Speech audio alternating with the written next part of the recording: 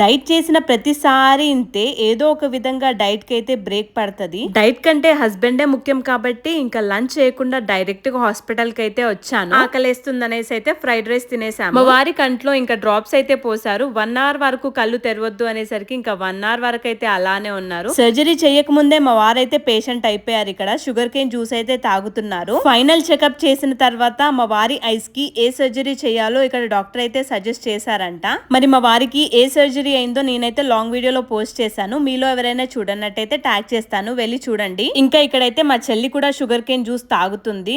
రేపే సర్జరీ అనేసరికి మా వారి ఫేస్ అయితే చాలా డల్ గా అయిపోయింది. అసలు మైనర్ సర్జరీ అయినా మేజర్ సర్జరీ అయినా పెయిన్ అనేది కామన్ కదా, అది చిన్నదైనా పెద్దదైనా నొప్పే. రేపు ఇంకా మార్నింగ్ వరకే వచ్చేసేయాలనేసరికి మేమందరం అయితే ఇంటికి స్టార్ట్ అయిపోయాము క్యాబ్ లో. పాపం టైగర్ బాబు అయితే మాతో రాలేదు, వాళ్ళ నానమ్మ దగ్గర ఆడుకున్నాడు. ఇంకా మేము వచ్చేసరికి ఫుల్ హుషార్ అయిపోయాడు. So bye guys.